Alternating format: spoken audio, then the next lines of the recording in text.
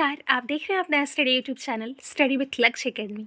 और आज के इस बिहार स्पेशल सीरीज़ में हम आगे के हिस्ट्री के प्रश्न देखेंगे, जिसमें मगध साम्राज्य के प्रश्नों को आज हम देखेंगे। तो चलिए शुरू करते हैं और लेते हैं आज का पहला प्रश्न। अगर आपने अब तक चैनल को सब्सक्राइब नहीं किया है तो जल्दी से सब्सक्राइब कर लीजिए, ताकि आपको आगे भी इस तरह के वीडियो मिलते रहें। पहला प्रश्न है, प्राचीन भारत में साम्राज्यवाद की शुरुआत और विकास का श्रेय किसे दिया जाता है? तो ये है मगध। मगध राज्य की आरंभिक राजधानी थी। तो आरंभिक राजधानी गिरिव्रज थी। हालांकि बाद में वैशाली और पाटलिपुत्र इसकी राजधानी बनी, लेकिन प्रारंभिक राजधानी गिरिव्रज ही थी, जो राजगीर की पहाड़ी से घिरी थी। महाभारत और पुराणों के अनुसार मगध साम्राज्य का सर्वप्रथम राजवंश था, तो ये था बृहद्रथ वंश, जिसकी स्थापना बृहद्रथ ने की थी। मगध जनपद का संस्थापक था, तो ये था बृहद्रथ और जरासंध बाद में। मगध साम्राज्य का वास्तविक संस्थापक अगर पूछे तो ये था बिंबिसार, जिसने वैवाहिक संबंधों के थ्रू साम्राज्य का विस्तार किया था, और इस क्रम में इसने कई राज्यों की राजकुमारियों से वैवाहिक संबंध स्थापित किए थे। बिंबिसार और अजातशत्रु किस वंश के शासक थे? तो ये थे हर्यक वंश के। बिंबिसार को श्रेणिक और अजातशत्रु को कुड़िक नाम से जाना जाता था। ये ध्यान में रखिएगा, क्योंकि अक्सर ये प्रश्न भी पूछा जाता है कि कुड़िक के नाम से या श्रेणिक के नाम से किस राजा को जाना जाता था। अगला प्रश्न है, मगध साम्राज्य का उत्कर्ष कब प्रारंभ हुआ? तो ये था बिंबिसार के काल में। बिंबिसार ने किस राजकुमारी के साथ विवाह किया? कौशल देवी, चेलना और खेमा, इन सभी से बिंबिसार के वैवाहिक संबंध थे। तो यहाँ सही आंसर हो जाएगा उपयुक्त सभी। बिंबिसार ने ब्रह्मदत्त को पराजित कर कौन सा राज्य जीता था? तो ये था अंग। और कई बार ये प्रश्न भी पूछा जाता है कि अंग को मगध साम्राज्य में किसने मिलाया? तो बिंबिसार ने। तो ये भी ध्यान में रखिएगा। हर्यक वंश का दूसरा शासक था, तो ये था अजातशत्रु, जिसने अपने पिता की हत्या करके राज्य हासिल किया था। राजगीर में दुर्ग और स्तूप की स्थापना मगध के किस शासक ने की थी? तो ये किया था अजातशत्रु ने ही। अगला प्रश्न लेते हैं, वज्जी संघ की लिच्छवियों को पराजित करने वाला मगध का शासक था? ये भी था अजातशत्रु। अजातशत्रु के साथ प्रेम संबंध के लिए चर्चित नर्तकी आम्रपाली कहाँ की थी? ये थी वैशाली की, जो भगवान बुद्ध की बाद में शिष्या बन गई थी। अजातशत्रु ने किस राज्य के साथ युद्ध में प्रथम बार रथमूसल और महाशिलाकंटक नामक हथियारों का प्रयोग किया था? तो लिच्छवियों के साथ। और ये भी पूछा जाता है किस शासक ने पहली बार रथमूसल और महाशिलाकंटक का उपयोग किया था? तो ये अजातशत्रु ही था। मगध साम्राज्य का उत्कर्ष, प्रथम मगध साम्राज्य का उत्कर्ष किस शताब्दी में हुआ था? तो ये था ईसा पूर्व 6ठी शताब्दी। पाटलिपुत्र नगर की स्थापना किस शासक ने की थी? तो ये किया था उदयन ने, और इसी ने उसे अपनी राजधानी भी बनाई थी, जिसे उदयभद्र के नाम से भी जाना गया। किस राजा ने पाटलिपुत्र को सर्वप्रथम मगध की राजधानी बनाई? ये था उदयन। हर्यक वंश का अंतिम शासक कौन था? तो हर्यक वंश का अंतिम शासक था नागदशक, जिसकी हत्या शिशुनाग ने कर दी, और हर्यक वंश के बाद उसने शिशुनाग वंश की स्थापना की। हर्यक वंश के बाद मगध पर किस वंश की सत्ता स्थापित हुई? ये था शिशुनाग वंश। सर्वप्रथम मगध के किस शासक ने गिरिव्रज के अतिरिक्त वैशाली को भी अपनी राजधानी बनाई?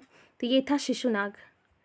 तो देखिए राजधानी कैसे बदल रही है, पहले थी गिरिव्रज, फिर हुई वैशाली, फिर हुई पाटलिपुत्र उदयन के समय, और फिर शिशुनाग ने इसे वैशाली स्थानांतरित किया। सर्वप्रथम मगध के किस शासक ने गिरिव्रज के अतिरिक्त वैशाली को भी अपनी राजधानी बनाई? तो ये था शिशुनाग। इसने गिरिव्रज को भी और वैशाली को भी अपनी राजधानी बनाई थी। किस शासक ने पाटलिपुत्र को पुनः राजधानी बनाया, और तब से मगध साम्राज्य की राजधानी पाटलिपुत्र ही रही? तो ये था कालाशोक, जिसने फिर से पाटलिपुत्र को राजधानी बनाया। अगला प्रश्न है, द्वितीय बौद्ध संगीति का आयोजन किसके शासनकाल में हुआ था? तो ये हुआ था कालाशोक के समय, और प्रथम का अजातशत्रु के समय। द्वितीय बौद्ध संगीति का आयोजन कहाँ हुआ था? तो ये हुआ था वैशाली, और पहले का राजगृह। द्वितीय बौद्ध संगीति की अध्यक्षता किसने की थी? तो ये की थी सब्बकमीर ने। नंद वंश का संस्थापक था? तो ये था महापद्म नंद।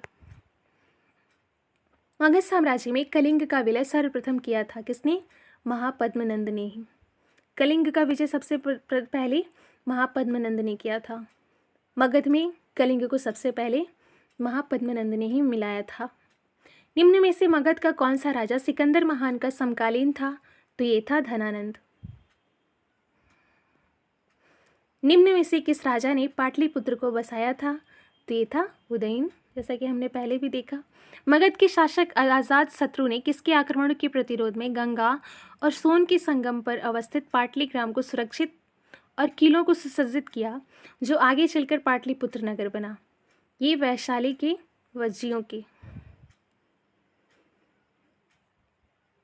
तो वैशाली के वज्जियों के आक्रमण के प्रतिरोध में इसने पाटलिपुत्र को सुरक्षित और किलों को सुसज्जित किया था।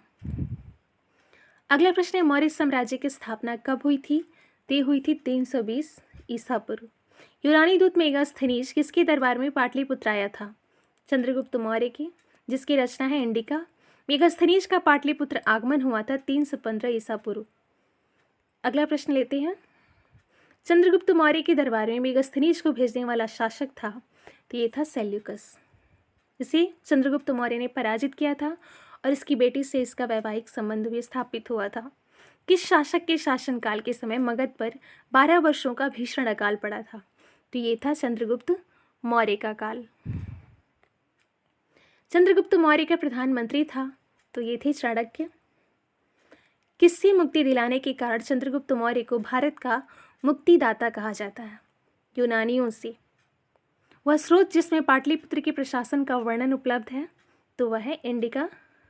मेगास्थनीज की रचना, जिसकी पूरी रचना नहीं मिली है, इसके कहीं कहीं कुछ कुछ हिस्से मिले हैं और इसी से पाटलिपुत्र के प्रशासन का वर्णन मिलता है। नंद वंश के पश्चात मगध पर किस राजवंश ने शासन किया था? तो नंद वंश के पश्चात मौर्य वंश ने। धनानंद को पराजित करके चंद्रगुप्त मौर्य ने मौर्य वंश की स्थापना की चाणक्य विष्णुगुप्त की मदद से। मेगास्थनीज की पुस्तक का नाम क्या है? तो ये है इंडिका। अर्थशास्त्र के लेखक हैं कौटिल्य। अगला प्रश्न देखते हैं, पाटलिपुत्र की शासन व्यवस्था का विस्तृत वर्णन किस विदेशी यात्री के वृत्तांत में मिलता है? तो ये है मेगास्थनीज की इंडिका। चंद्रगुप्त मौर्य के उपरांत मौर्य साम्राज्य का शासक बना बिंदुसार। वो था बिंबिसार, ये था बिंदुसार जो अशोक के पिता थे। किस मौर्य शासक के दरबार में आजीविक भविष्यवक्ता पिंगलवत्स रहता था? बिंदुसार के। बिंदुसार के दरबार में आजीवक और पिंगलवत्स रहते थे और इसी ने अशोक की भविष्यवाणी की थी कि यह एक महान राजा बनेगा। अगला प्रश्न लेते हैं, किस मौर्य शासक के दरबार में आजीवक भविष्यवक्ता पिंगलवत्स रहता था? तो बिंदुसार के। अशोक द्वारा अपने पड़ोसियों के साथ मैत्रीपूर्ण संबंधों का उल्लेख कहाँ मिलता है? तो मिलता है शिलालेख 13 में। तृतीय बौद्ध संगीति का आयोजन किसके शासनकाल में हुआ था? तृतीय, तो ये हुआ था अशोक के शासनकाल में। तृतीय बौद्ध संगीति की अध्यक्षता किसने की थी? तो ये किया था मोगलीपुत्तिस। तृतीय बौद्ध संगीति का आयोजन कहाँ हुआ था? तो ये हुआ था पाटलिपुत्र। अगला प्रश्न है, तृतीय बौद्ध संगीति का आयोजन कब हुआ था? तो ये हुआ था 251 ईसा पूर्व। किसी किसी पुस्तक में ये 255 ईसा पूर्व भी मिलता है, लेकिन ज़्यादातर में 251 ईसा पूर्व ही है।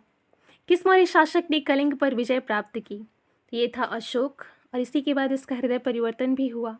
किस युद्ध में हुए भारी तबाही और जान माल की हानि को देखकर अशोक का हृदय परिवर्तित हुआ और उसने युद्ध नीति त्याग कर धर्मनीति की घोषणा की थी? ये था कलिंग युद्ध ही। अशोक का धम्म था, क्या था? नैतिक आचार संहिता। मौर्य साम्राज्य का केंद्रीय न्यायालय कहाँ स्थित था? पाटलिपुत्र में। अशोक ने अपनी धम्म यात्रा के अंतर्गत सबसे पहले किस जगह की यात्रा की थी? बोधगया की। अगला प्रश्न देखते हैं, अशोक ने अपनी धर्म यात्रा के अंतर्गत सबसे पहले बोधगया की यात्रा की थी। अशोक ने अपनी धर्म यात्रा के अंतर्गत बोधगया की यात्रा अपने शासन के कितने वर्ष में की थी, यानी अपने शासन के क्रम में कितनेवें वर्ष में की थी? तो 10वें वर्ष। बोधगया की यात्रा 10वें वर्ष किया था अशोक ने। अशोक के स्तंभलेख बिहार के किस जिले से मिले हैं? तो ये है चंपारण। बिहार से प्राप्त होने वाले अशोक के स्तंभलेख नहीं हैं, तो ये है रुमनदेई जो नेपाल से मिला है। नहीं तो लौरिया आर्यराज, लौरिया नंदगढ़ और रामपुरवा, ये सभी बिहार में पाए जाने वाले स्तंभलेख हैं, जबकि रुमनदेई नेपाल से। अशोक के समय मौर्य साम्राज्य में 5 प्रांत का उल्लेख मिलता है। प्राची या प्राची प्रांत की राजधानी कहाँ थी? तो ये थी पाटलिपुत्र। अगला प्रश्न लेते हैं। पाटलिपुत्र में स्थित चंद्रगुप्त का महल मुख्यतः बना था लकड़ी का। चंद्रगुप्त मौर्य का राजप्रासाद स्थित था कुम्हरार पटना में। कुम्हरार में स्थित स्तंभों वाला मौर्यकालीन सभागार या राजमहल का अवशेष मिला है। किस विद्वान ने चंद्रगुप्त मौर्य के राजप्रासाद के बारे में कहा था कि इसकी शान शौकत का मुकाबला ना तो सूसा और ना एक वेतना कर सकते हैं? ये कहा था एरियन ने।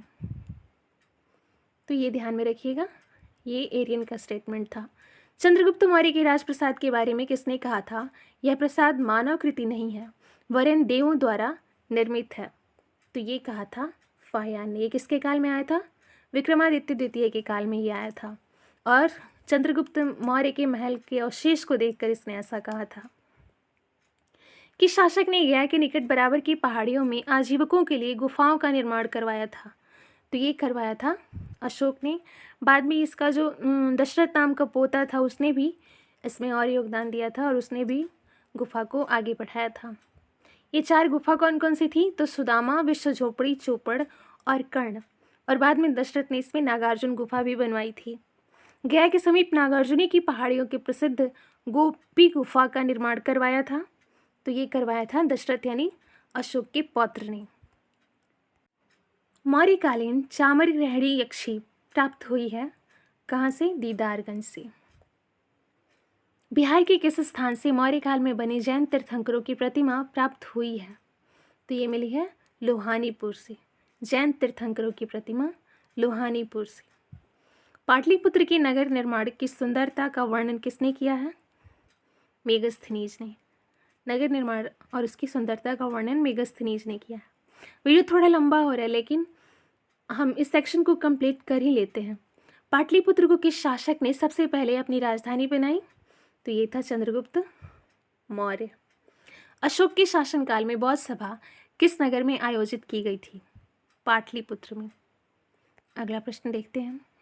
किसके शासनकाल में मिस्र के राजा फिलाडेल्फस या टालमी द्वितीय ने डायनियसिस नामक राजदूत को पाटलिपुत्र भेजा था? बिंदुसार के शासनकाल में। किस विद्वान के अनुसार चंद्रगुप्त मौर्य ने पोलीब्रोथस यानी पाटलिपुत्र को उपनाम धारण किया था? स्ट्रैबो के अनुसार चंद्रगुप्त मौर्य ने पोलीब्रोथस यानी पाटलिपुत्र के उपनाम धारण किया था। ये चर्चा किसने की है? स्ट्रैबो ने। यूनानी दूत डिमालिक्स का आगमन मगध के किस शासक के काल में हुआ था? तो ये हुआ था बिंदुसार के, जिसे हम डाइमेकस के नाम से भी जानते हैं। तो ये बिंदुसार के समय आया था। केवल वह स्तंभ जिसमें अशोक ने स्वयं को मगध का सम्राट बताया है, तो ये है भाब्रू स्तंभ। अगला प्रश्न देखते हैं। बराबर की गुफाओं का उपयोग किसने आश्रय गृह के रूप में किया? तो ये थे आजीवक। बौद्ध संप्रदाय की एक शाखा आजीवकों ने बराबर की गुफाओं में आश्रय लिया था।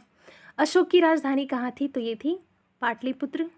मौर्यकाल में पाटलिपुत्र का प्रशासन 30 नागरिकों की सभा संचालित करती थी जो 5-5 सदस्यों की 6 समितियों में संगठित थी। यह कथन किसका है? तो ये मेगस्थनीज का कथन है। और कई बार इस तरह का भी प्रश्न आता है कि किस तरह की सभा थी और उसमें कितने सदस्य थे या इसकी चर्चा किसने की है। तो ये सब आप ध्यान में रखिएगा। मौर्य प्रशासन के संबंध में कौन सा कथन सही है? तो यह केंद्रीकृत था, सही है। कर ज़्यादा लिए जाते थे, ये भी सही है। प्रशासन तंत्र कठोर था, ये भी सही है। तो यहाँ सही हो जाएगा उपयुक्त सभी। अशोक के संबंध में कौन सा कथन सही है? उसने धर्म विजय की नीति अपनाई, सही है। उसने विदेशों से संबंध स्थापित किए, ये भी सही है। उसने प्रजाहित और कल्याण के उपाय किए, ये भी सही है। तो अशोक ने धर्म की नीति अपनाई, विदेशों से उसके संबंध अच्छे थे और प्रजाहित के लिए उसने कार्य किए, तो इसलिए यहाँ सभी सही हो जाएगा। देवानंपिय के नाम से किस शासक ने अपने आप को संबोधित किया? तो ये था अशोक। देखते हैं आगे, यहाँ हो जाएगा अशोक। धम्म महामात के कार्य क्या थे? तो ये धम्म नीति का क्रियान्वयन करना, लोगों के बीच दान वितरण करना, जन कल्याण के उपाय करना, ये सभी कार्य थे धम्म महामात के। तो सही आंसर हो जाएगा उपयुक्त सभी। अगला प्रश्न देखते हैं। प्रश्न है, मौर्यकालीन स्थापत्य के सुंदर उदाहरण हैं। पाटलिपुत्र स्थित राजप्रसाद के अवशेष, सही है। दीदारगंज की यक्षी, ये भी सही है। बराबर की गुफाएं, ये भी सही है। राजगीर की सोन भंडार गुफा, ये सही नहीं है, तो इसलिए यहाँ सही आंसर हो जाएगा ऑप्शन बी। 1, 2, 3 ये सभी सही हैं। अशोक की धम्म नीति की जानकारी मिलती है कहाँ कहाँ से? द्वितीय स्तंभलेख से, 7वें शिलालेख से, द्वादश शिलालेख से, तो ये सभी यहाँ पे सही हो जाएगा। अगला प्रश्न लेते हैं। प्राचीन भारत के साम्राज्यवाद की शुरुआत और विकास का श्रेय किसे दिया जाता है? मगध को। तो आज के इस वीडियो में बस इतना ही रहने देते हैं। वीडियो में अंत तक बने रहने के लिए बहुत बहुत धन्यवाद। अगर वीडियो अच्छी लगी हो तो इसे शेयर, सब्सक्राइब और लाइक ज़रूर कीजिएगा। मिलते हैं फिर नेक्स्ट वीडियो में। नमस्कार, धन्यवाद।